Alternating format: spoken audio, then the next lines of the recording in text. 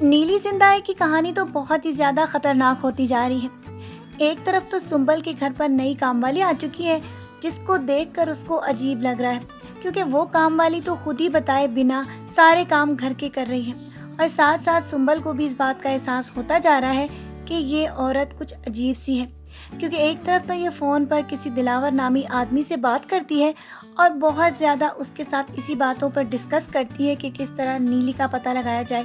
اور پھر نیلی کو اپنے قابو میں کیا جائے۔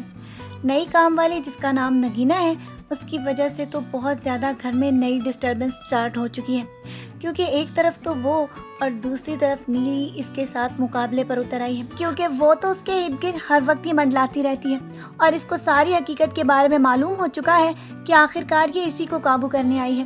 ابھی تک تو سنبل کی اس نئی نوکرانی نگینا کو بھی یہ معلوم ہو چکا ہے کہ نیلی نے سنبل کی بیٹی پر اپنا قبضہ جما رکھا ہے، اور وہ گڑیا جو کہ وہ بار بار اس کے سامنے لے آتی ہے، اس کے ذریعے بھی اس کو اس بات کا اندازہ لگانے میں کوئی بھی دشواری نہیں کہ اس کی بیٹی کو اس نے اپنے قابو میں لے رکھا ہے، کیونکہ حالات سے تو اس کو سمجھ میں آ چکا ہے، لیکن اب تک اس کو یہ سمجھ نہیں آ رہا کہ آخرکار نیلی کو کس طرح کنٹرول کیا جا سکے، کیونکہ دلاور اس کو مسلسل اسی بات کے اوپر اکسا رہا ہے کہ وہ جلد سے جلد نیلی کا پتہ لگا کر جو منتر اس نے اس کو بتائے ہیں وہ پڑھ کر اس پر اپنا قبضہ جما لے، لیکن ابھی تک تو اس کو نیلی نظر ہی نہیں آ رہی، جبکہ نیلی اس کی مالکن کے روپ میں اس کو ایک دو دفعہ نظر آ چکی ہے، لیکن اس کے بعد جب اس کو اس کی ساری حقیقت کے بارے میں معلوم ہوگا تو نیلی اس کا جینا حرام کر دے گی، کیونکہ وہ کبھی بھی یہ نہیں چاہے گی کہ اس کو کوئی بھی اپنے قابو میں کرے۔ ابھی تک تو یہ ساری باتیں ایک طرف ہیں، دوسری طرف نیلی کو بھی ساری باتوں کے بارے میں پتہ چلنے والا ہے کہ سنبل کی زندگی اس کی ساس نے کتنی مشکل بنانی ہے،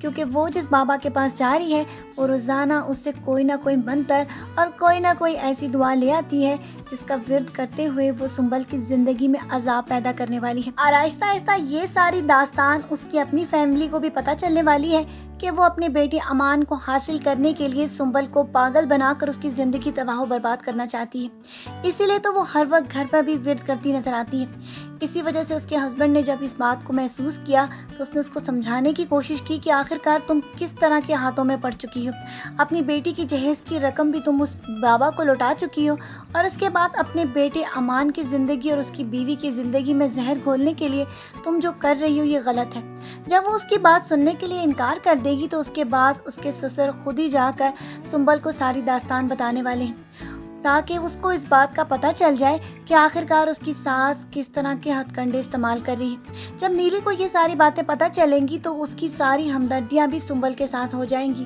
کیونکہ نیلی کے ساتھ بھی اس کی ساس یہی سب کچھ کر چکی ہے، اور جب وہ اپنے ساتھ دوبارہ ہوا وہی سب کچھ کسی اور عورت کے ساتھ ہوتا دیکھے گی تو وہ ان کے ساتھ تقریباً بدل جائے گی، اور اس کے بعد آپ دیکھیں گے کہ نیلی کی ساری ہمدردیاں سنبل کے ساتھ ہوں گی، کیونکہ سنبل بھی اسی کی طرح وہی سب کچھ دیکھ رہی ہے اور وہی سب کچھ اس کے ساتھ ہو رہا ہے، اور نیلی جو کہ اپنی شیطانی طاقتوں کے ساتھ اس کا جینا حرام کرنے والی تھی اب وہی اس کے لیے مددگار بن کر سامنے آئے گی، اور نیکسٹ ایپیسوڈز میں آپ کو یہی سب کچھ نظر آنے والا ہے۔ تو آج کی پرومو ریویو ویڈیو کو یہیں پر ختم کرتے ہیں، پھر ملیں گے، اپنا ڈھیر سارا خیال رکھیے گا بہت ساری دعاؤں کے ساتھ، اللہ حافظ۔